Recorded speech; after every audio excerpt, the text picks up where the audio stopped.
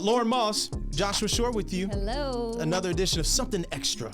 That's right. Something Extra. And we have quite a few something extras in the room with us right now. We're honored because I think before I even introduce who we have, I want to just say this.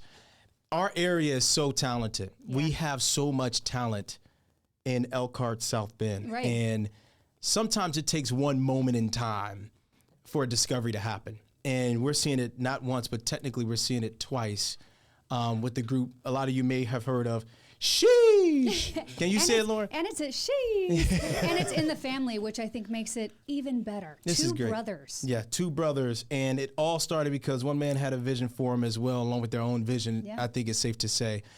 We've got Akon in the building right now. We got Akon, y'all. Let's go. First off, it is so good, Akon, to see you.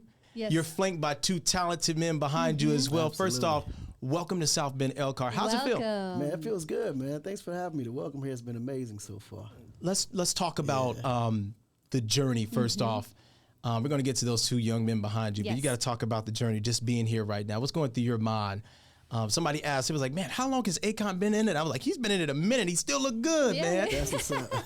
How you feeling? Tell me what's going through your mind. No, I feel good, man. You know, it's always like a reset moment when, you know, you find something that's just amazing and you want to share it with the world. You know, oftentimes they always come from the small towns that everybody overlooked.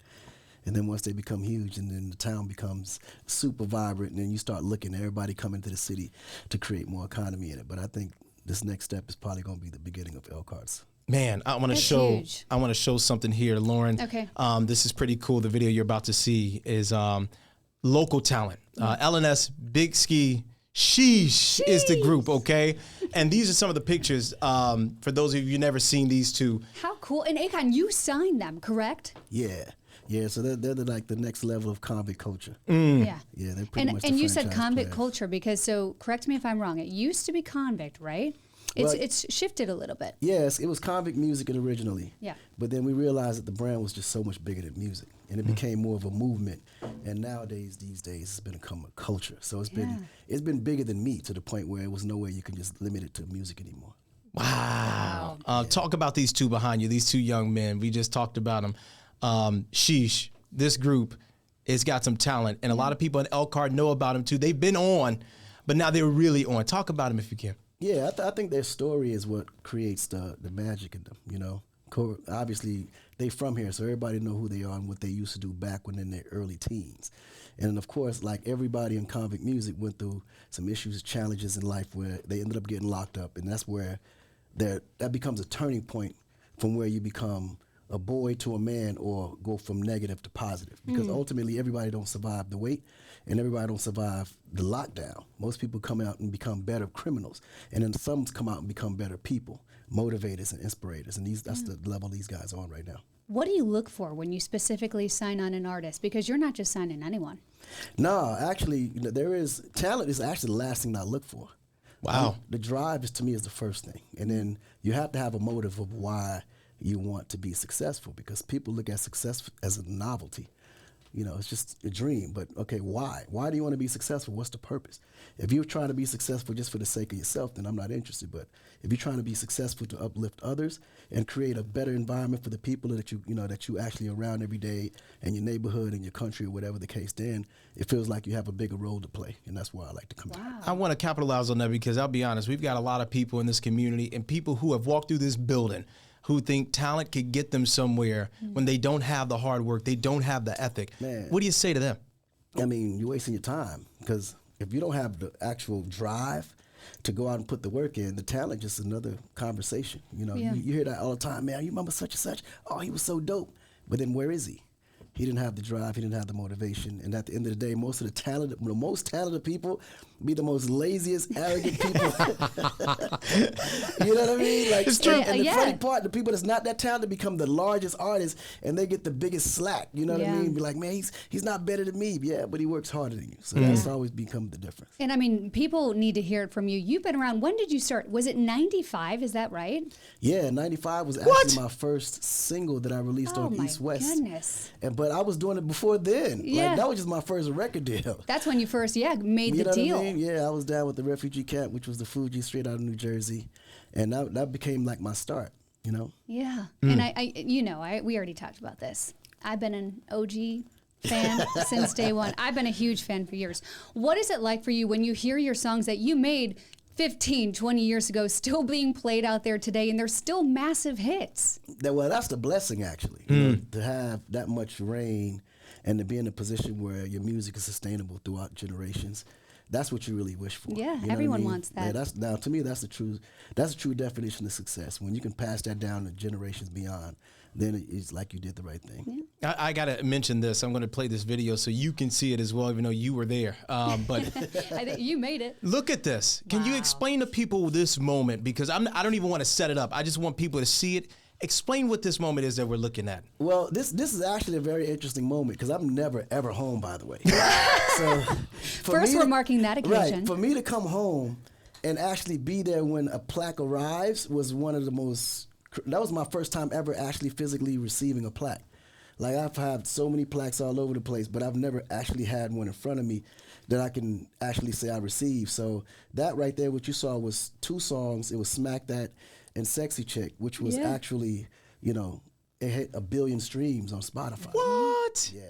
Come on. And by the way, I looked it up. There are less than 900 artists who have ever done that once, let alone twice, Akon. No, it's crazy. And mind you, we have one we have for Right Now. We have one for Mr. Lonely. Like, we got about 5 songs off those 2 albums that actually went billion. But those are the 2 that I actually was home when they actually went. It's amazing. You know, so I shared that moment. Well, actually, my daughters was the ones like, Dad, what is that? So it was even bigger because they were more excited than I was. Yeah. They're proud of you. Talk about your family in this, and talk about your music family as well, including the 2 men that you have behind you and how supportive they've been.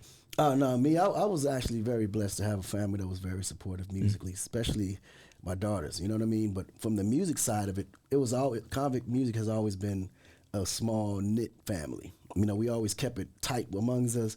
We allow other people to borrow the brand, or we would attach it to help others. But for the most part, the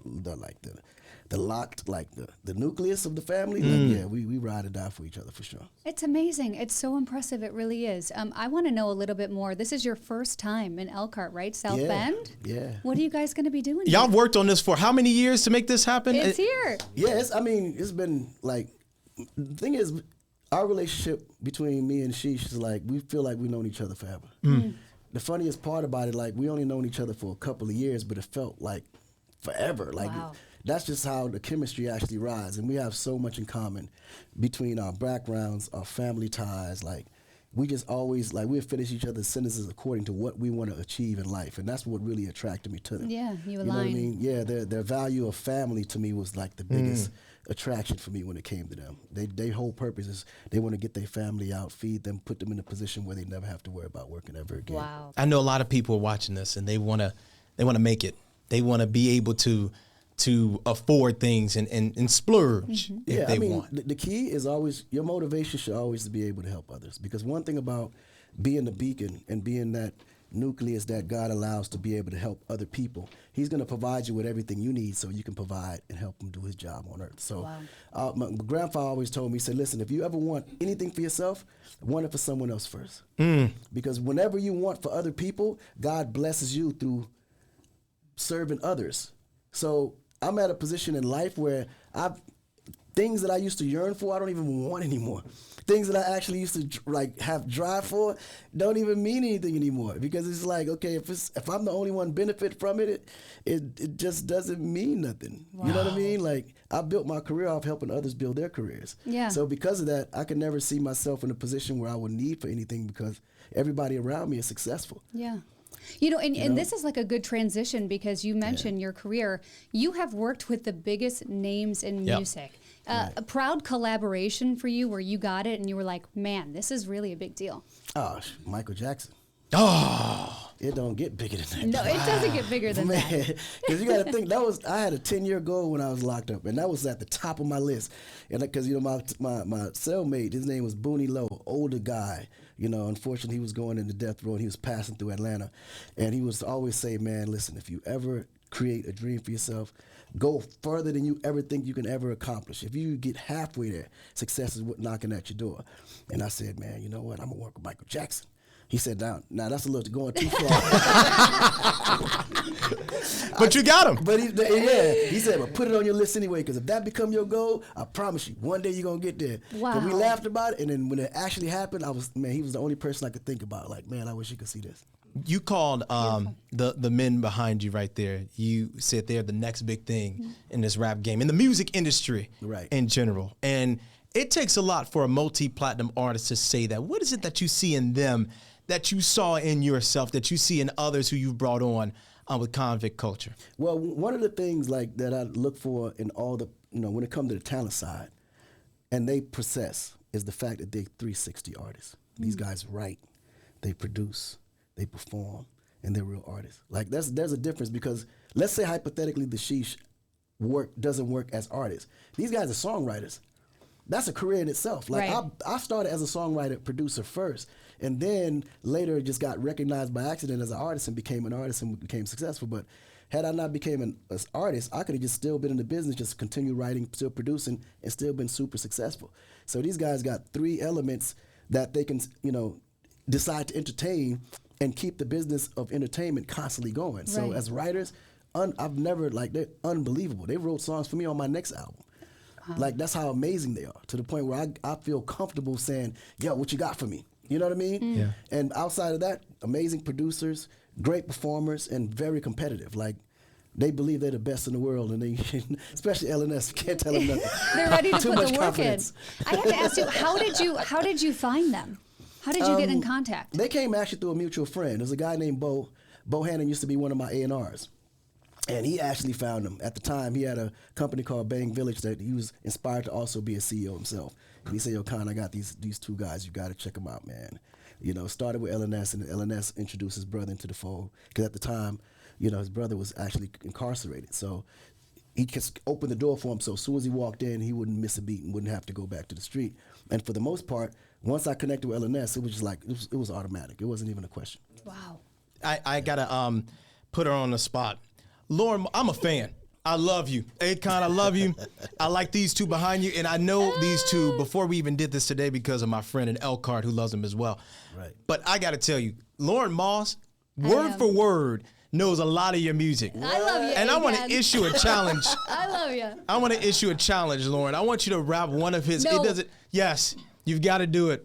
You got to, because you've been doing it all week. I know I have been in preparation of this, and now I'm on the spot. I mean, it depends what mood I'm in for which song, but I love Soul Soldier. Why am I spacing out? See? Soul Survivor? Soul Survivor. Yeah. If you're looking for me, I'll be on the block. I knew she was a real one when she came and was like, testing 1 2 3. 1 2 3. I was like, she's A1. Shawty drop it to the ground like she ain't got Wait a minute. So wait, Akon, she played volleyball, and what was the warm-up song? Buck in here. Come on. Yeah, wow. Come on. So Yeah, I mean, A1. you got love something. I guess that's the one thing we talked about in our morning meeting is how you and other artists like you are able to transcend not just one generation but multiple generations. And even genres of music, right? You got the R&B, you got rap, you got pop, even house music. Yeah, house, reggaeton. Like, a lot of my fans don't even know we had a #1 album in the Latin world. Wow.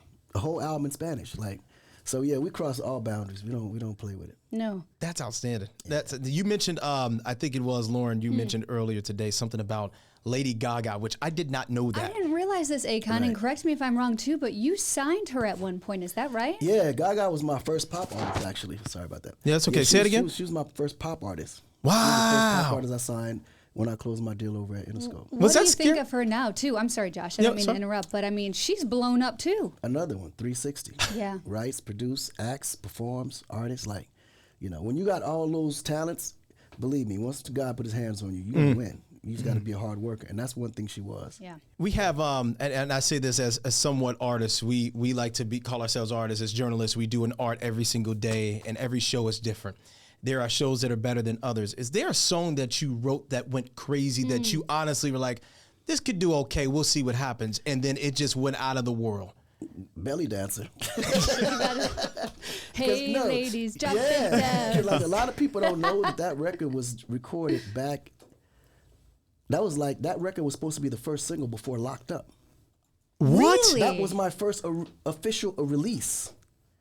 Belly Dancer came first, but then it didn't work, and then Locked Up became the hit.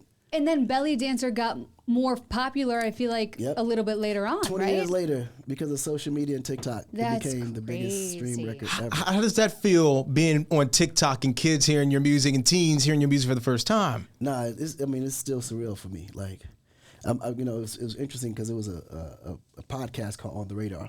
And I, re-performed my Locked Up record, and it was like that caters to a whole new generation altogether. Yeah, right. And about 75% of the audience on it didn't even know who I was. Like I would read in comments like, "Oh man, he's so dope. He's up next." Who is this? They're like, "He's up next. Oh, he got talent. Well, I'm telling you, he gonna blow up." So, and you're sitting over here with your plaque of 1 billion streams. You're like, I'm yep. loving it. I'm loving it because to me, it was like, okay, this is a reset for sure. So it put me in the minds of understanding, okay, I can't treat myself like I'm already literally known to everyone. Yeah.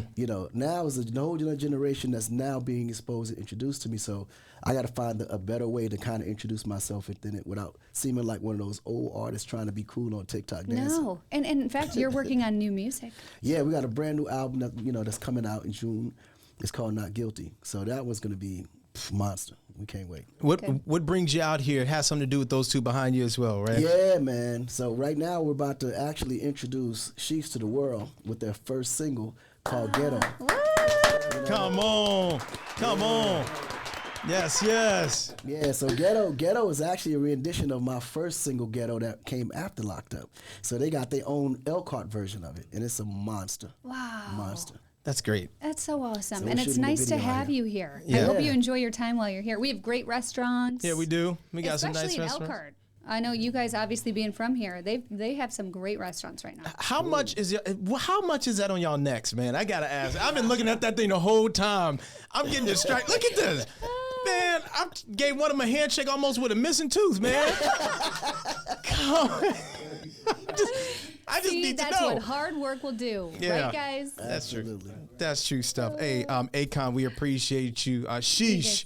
Sheesh. Absolutely. Hey, look out for them, y'all. I'm telling you guys, if y'all have not heard of this group right here that you see on your screen, wherever you're watching us and or listening. You're about to. Yeah. That's it. But they had to come and make sure that hometown knew what was going on first, because it's nothing more important than coming to your hometown and giving or getting a blessing from them to know that you're out there representing them, because it changes everything when the hometown actually is, backing you up. It's true. In Michiana, we back up our own. Support our artists, man. do. Stop hating, man. Stop gatekeeping. Support our artists. Y'all looking at these two right now like, oh, they ain't going to look where they at. No, you want them to do something. Come on. It's going to open up opportunities for everybody else out here that got it. True. So whatever you got to do, I don't care who's out there, just know these boys have got to be put on. So the more you support them, the bigger they get, and the more Elkhart becomes a target for finding new talent. Then opportunities come into the building. But if you find your way in a position where there's some jealousy or envy and you try to stop it, that deters great opportunity from coming. You want to be able to support these guys,